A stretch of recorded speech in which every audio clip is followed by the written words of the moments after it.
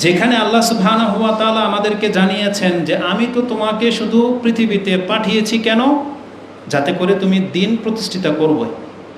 আর আরেক আয়াতে আল্লাহ সুবহানাহু ওয়া তাআলা কি বলেছেন, এছাড়া আমি আর কোনো আদেশই করিনি, যে তোমাকে আর কোনো আদেশ করা হয়নি, তুমি দুনিয়াতে বেঁচে থাকবে কিসের উপরে ভিত্তি করে, তুমি আল্লাহর ইবাদত করবে, নামাজ কায়েম করবে, যাকাত দেবে, এটাই হচ্ছে দিন কায়েম করা।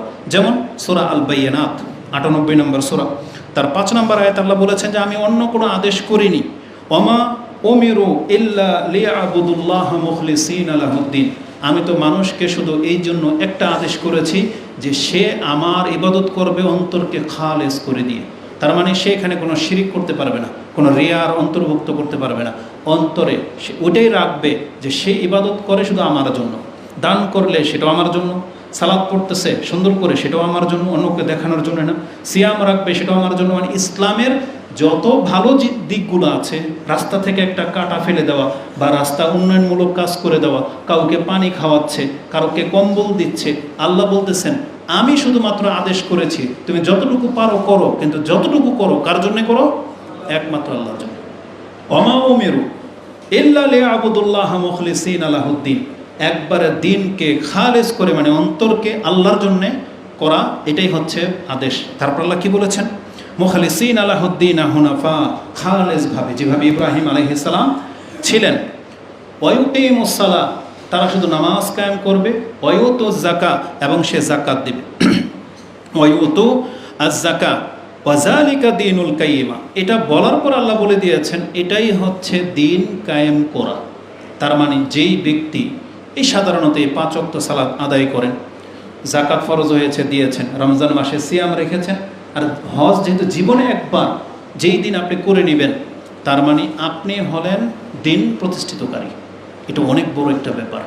তাদের মর্যাদা যে কি আল্লাহ সুবহানাহু ওয়া তাআলার কাছে, তাদের সম্পর্কে বহু কথা আছে। মানে পুরো কোরআন হাদিস তাদের জন্য, যারা শুধুমাত্র এই ৫ ওয়াক্ত সালাত আদায় করে, যারা এই ২.৫ টাকা মাত্র যাকাত দেয়, আর মহিলাদের এক্সট্রা একটা ইবাদত যেটা, সেটা হচ্ছে পর্দা করা। এগুলো থাকলে কি হয়, সে হচ্ছে আল্লাহর কাছে তারা বান্দা। তার মর্যাদা সম্পর্কে কোরআন হাদিসে অনেক কথা আছে। আমি শুধু একটি আয়াত এখানে আজকে উল্লেখ করব, যেহেতু খুতবাগুলো আমরা বরাবরই চাচ্ছি একটু সংক্ষিপ্ত করার জন্য, কিন্তু যদিও হয়ে ওঠে না। কোরআনে একটি আয়াত আল্লাহ সুবহানাহু ওয়া তাআলা বলেছেন, ওমা ইউসলিম ওয়াজহাহু ইলাল্লাহ ওয়া হুয়া মুহসিনুন ফাকাদ ইসতামসাকা বিল উরওয়াতিল উসকা ওয়া ইলাল্লাহি আকিবাতুল উমুর। এই আয়াতটি রয়েছে সূরা লোকমান ৩১ নম্বর সূরার ২২ নম্বর আয়াতে। এই আয়াতের সাধারণ যে ভাষা আছে, আপনি আর আমি উল্লেখযোগ্য কিছুই দেখতে পাবো না, কিন্তু আমাদের সালাফগণ, যারা আমাদের শিক্ষক, যারা কোরআনটাকে বুঝতেন, যারা রাসূলুল্লাহ সাল্লাল্লাহু আলাইহি সাল্লামের সাথে ছিলেন, তারা কোরআনের আয়াত থেকে এমন কিছু দেখতে পান যেটা আমাদের দৃষ্টি কোনোদিন দেখতে পায় না। এজন্য তাদের শরণাপন্ন হতে আমরা বাধ্য। মানে তাদের ইলমের দ্বারস্থ আমাদেরকে করা হয়েছে, যাতে করে আমরা তাদের কাছ থেকে শিখতে পারি। কি আছে এই আয়াতে? আল্লাহ বলেছেন, ওমা ইউসলিম ওয়াজহাহু ইলাল্লাহ, যেই ব্যক্তি তার চেহারাটাকে নিজেকে আল্লাহর জন্য সঁপে দিল, ওয়া হুয়া মুহসিনুন, আর সে যদি উত্তম কর্মকারী হয়, মানে ভালো ইবাদতকারী হয়, ফাকাদ ইসতামসাকা বিল উরওয়াতিল উসকা, সে আল্লাহর পক্ষ থেকে এমন একটা হাতলকে ধারণ করলো বা এমন একটা প্রতিশ্রুতির মালিক হলো, এতটুকুই বলছেন। ওয়া ইলাল্লাহি আকিবাতুল উমুর, আর আল্লাহর কাছে সর্বশেষ ফয়সালা। এটা হচ্ছে সরল একটা অর্থ। এই আয়াতের তাফসিরে ইবনে কাসির রাহমাহুল্লাহ, তিনি এর ব্যাখ্যাকারের মধ্যে একজন সাহাবী এবং তাফসিরকার উক্তি উল্লেখ করেছেন। এই আয়াতের অর্থ হলো যে ফাকাদ ইসতামসাকা বিল উরওয়াতিল উসকা, সে একটা শক্তিশালী হাতল ধরলো, অথবা সে একটা শক্তিশালী প্রতিশ্রুতির মালিক হলো। এর মানে হলো ফাকাদ আখাযা মুওয়াসিকাম মিনাল্লাহ, সে যেন আল্লাহর কাছ থেকে একটা ওয়াদার সম্মুখীন হলো, মাতিনান, যেটা অনেক শক্তিশালী, আন্নাহু লা ইউআযিবুহু, যে আল্লাহ যেন এই ব্যক্তির সাথে ওয়াদা করে নিলেন দুনিয়াতেই যে তুমি ৫ ওয়াক্ত নামাজি, তুমি এবছর যাকাত দিয়েছো, সিয়াম রেখেছো, তুমি তো পর্দা করতেছো, তুমি হজ করেছো জীবনে, আমি আল্লাহ তোমার সাথে ওয়াদা করতেছি, আমি আল্লাহ তোমাকে শাস্তি দেব না। মানে এই ৫ ওয়াক্ত নামাজের সাথে আল্লাহর একটা ওয়াদা হচ্ছে, আমি তোমাকে শাস্তি দেব না।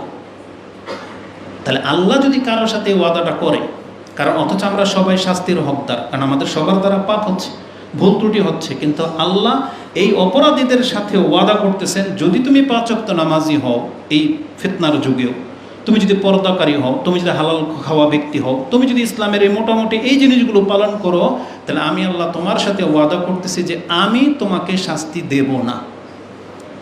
সুবহানাল্লাহ। যদি এটা বাস্তব, এটা হয় এই তাফসীর, তাহলে আমাদের আর কি লাগে?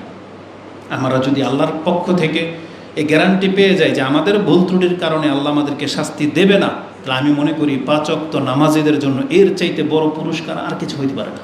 কারণ আমাদের সবাইকে কতটা শাস্তি পাবো এটা আমরা প্রত্যেকে জানি।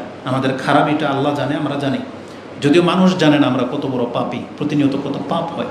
কিন্তু এই যুগে এসেও আল্লাহর প্রতি ঈমান রাখা, যদিও আমরা রাসূলকে দেখি নাই, যদিও বিশ্বাস করে নিয়েছে এটা আল্লাহর কালাম কোরআন, আমাদের অন্তরটা মুনাফিকদের মতো না, তারপরেও আমরা পাপ করি, আল্লাহকে একবারে সাক্ষী রেখে পাপ করতেছি।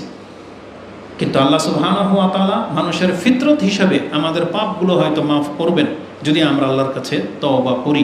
আর আল্লাহ আমাদের সাথে ওয়াদা করেছেন, যদি আমরা এই আল্লাহর ইবাদতগুলোর উপরে অটুট থাকি, তাহলে আল্লাহর পক্ষ থেকে একটা ওয়াদা করা হচ্ছে যে আল্লাহ তিনি আমাদেরকে শাস্তি দেবেন না।